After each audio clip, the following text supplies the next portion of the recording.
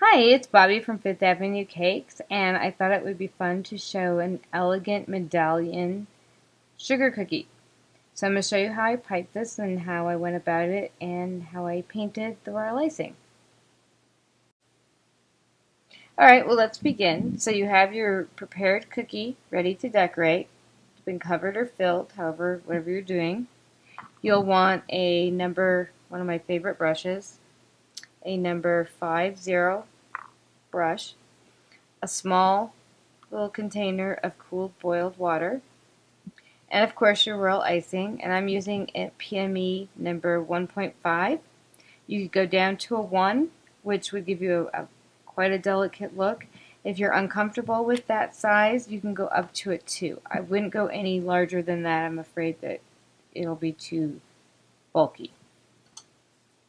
And I will have the design available for you on the shop if you want to borrow the design. And then once you have the outside of the design done, you can do anything you want with the inside. So this is just a series of C scrolls. So we're going to start by doing our first C scroll. You want to make pressure. Your icing is of a nice soft consistency. And you want to let gravity be your guide. Don't fight with the gravity, or you'll find that you end up getting sharp instead of ram curves.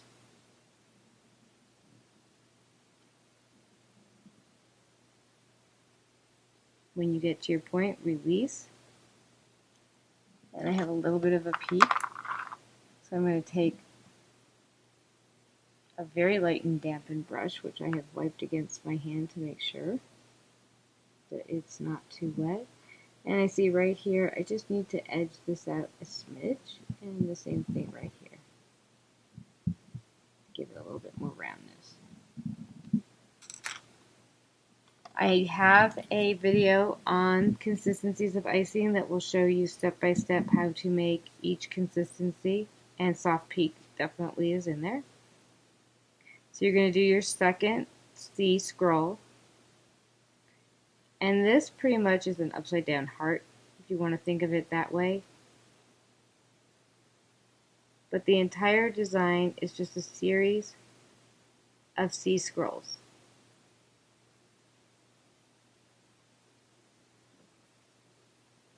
With a few decorative piping involved. I'll show you that in a minute. In fact, I should have one of my cookies here so I can make it similar. I'm just edging this out just a tad. A nice dampened royal brush can make you look like an amazing piper.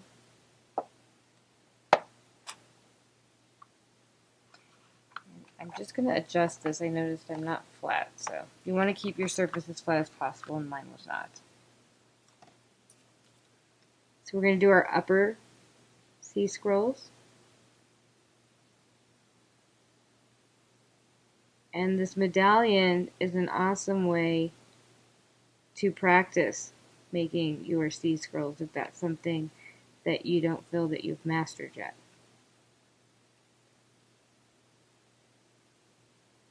Now when I come up here, I want to come next to my design, but not on top of it. And I'm releasing my pressure as I bring it down. I'm going to go in and see if there's anything I need to adjust. What I'm doing is wiping my brush against my hand to make sure that it is not too wet. I'm not trying to melt my royal icing. I'm just trying to make sure that everything looks perfect.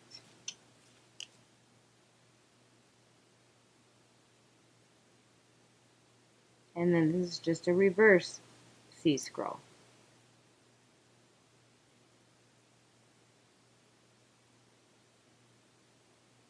Your C's and your S's can make some amazing, wonderful designs that can change something from just okay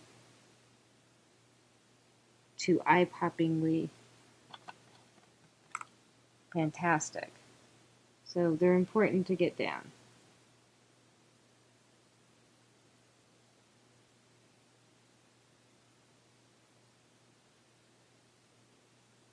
You can see this is a little bit bulky in here, so I'm just going to bring it down just a tad. This area in here can get a little bit bulky. So when you're piping it, if you want to come up short on this next two that I'm going to do, and I'll show you what I mean, go ahead.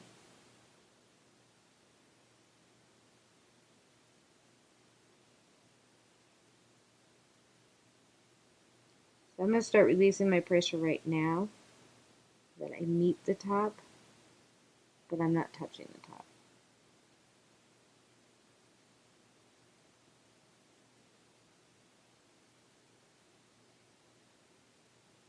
I'm just going to bring this one into the side of this one to take some of that bulkiness away. That's why I think a 1 would be absolutely perfect, but I wanted you to be able to see what I was doing. And I just smushed that, so I'm going to pick him up very gently. You make a mistake, it's easy to correct with your dampened brush to get that royal icing up.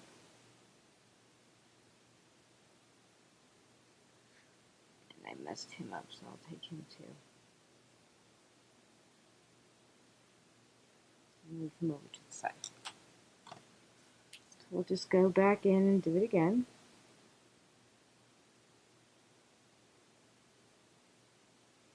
I hope my head is not getting in the way.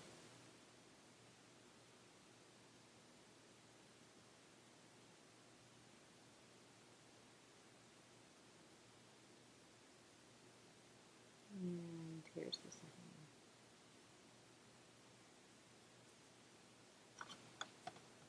And remember to let gravity help you out. Don't fight that gravity or you'll just be fighting your royal icing the entire time you're piping.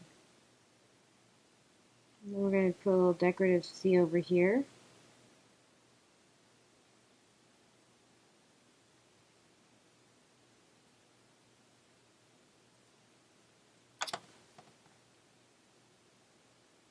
And I'm going to bring him out a little bit. That's why we hit this guy down. I don't know why we give gender, or I give gender anyway, to the royal icing, but I do.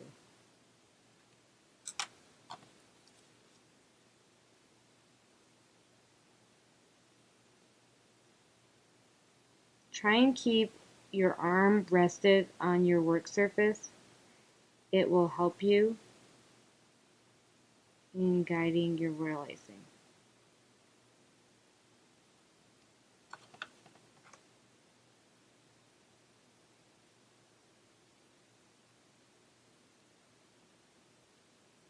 Just notice that one's touching a little bit, so I'm going to scooch him over just a tad.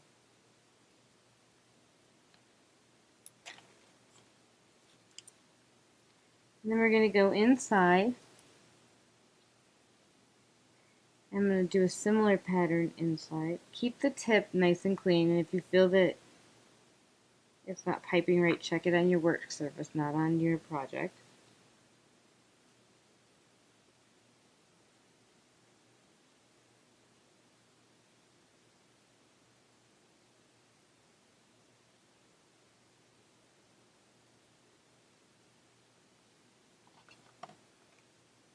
Brought him just a tad too close, so I'm going to take him out real quick before he even has time to set. I don't want this design touching that scroll on the bottom there. We're going to get rid of him. And get rid of this little piece right here. Put it out of your view.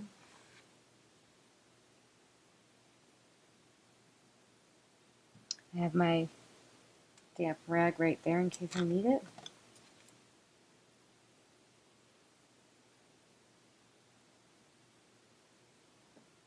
If I come a little quiet, it's just that I'm concentrating. I'm going to take this up right there. Release our pressure. This one got a little sharp on me.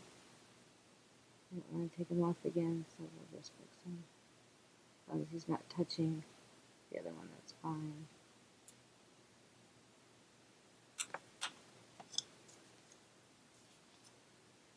Use the design on the bottom as your guide to know where to put your next C-scroll in.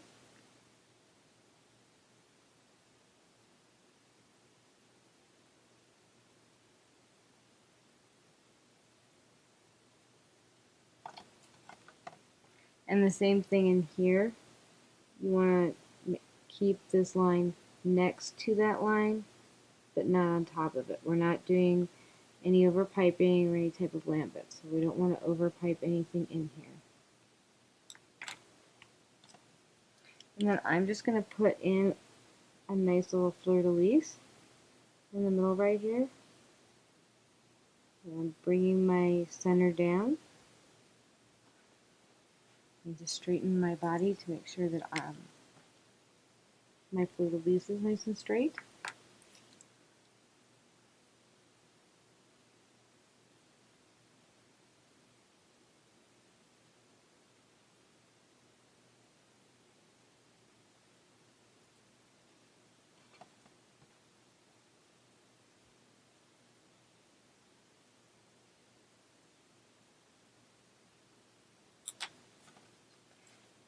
And then I'm just going to add in some little dots.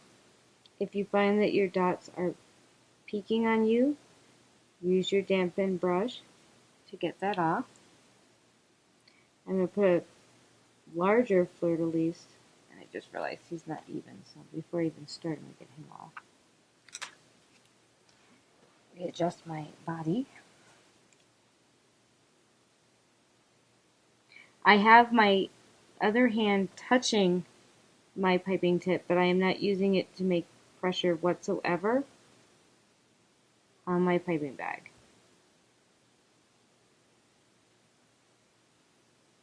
That's very important.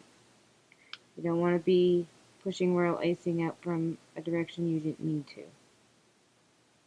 He is in nicely. And then I'm going to do a series of 3 little dots, getting smaller as I go. I'm going to put a little chandelier type thing coming down on my C. So we're going to do a dot. We're going to do a teardrop, making a bob loose ball, and then easing up, not releasing, but easing up on the pressure, and then releasing to get a teardrop. And then I'm going to do just a cute little design right here.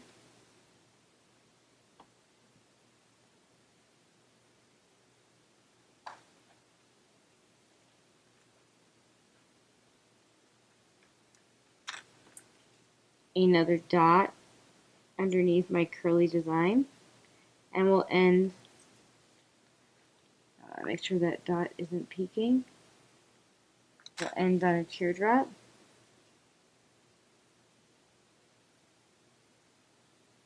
Doing the exact same thing as we did for the other teardrop. We'll now do another drop. I'm going to move the cookie more so that I can work on it. Making our bob loose ball, easing on the pressure without releasing it, bringing it up and easing off. Our cute little curly thing, which is another small little C scroll.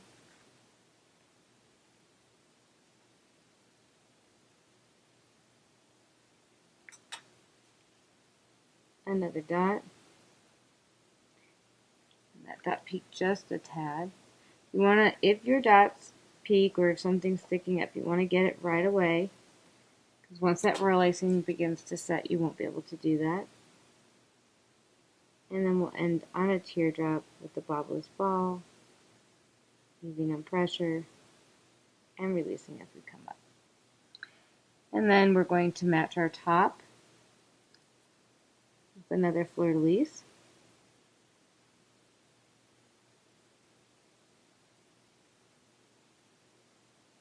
A lot of times I will have drawn out the design that I'm doing and then change them in between cookies to give them a little bit of character, just add a little bit different design to each one. And 3 dots, starting with a big one, a little bit smaller, and our tiny little guy. And because of the decorativeness of this medallion, a border would just take away from the look. So we will just keep it like this. I would let this dry for several hours before you go and paint it. So I will show you painting. I decided to use old gold. Bronze would work in this. I just want to give it that elegant touch, and I think bright gold is a little too bright for that. I'm only going to show you painting a portion of it because it's the same thing, and you don't need to watch me be painting this entire cookie the whole time. So you want a nice thick consistency of your gold dust to your Everclear. So I've got old gold in here. I added about a half a drop. I'm going to add just a smidge more, it's a tad thick, but you don't want to go too thin because it won't cover and you run the risk of your royal icing melting on you.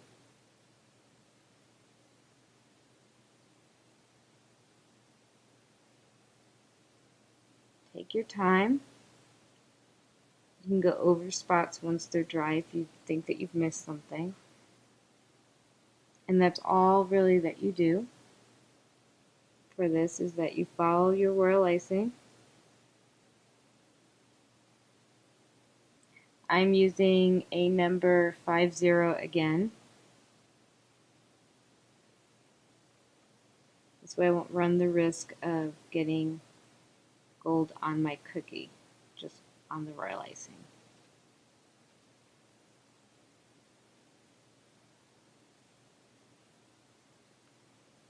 So I'm going to continue doing this, but I will see you in the next video that I make. Thank you for joining with Ebony Cakes and me.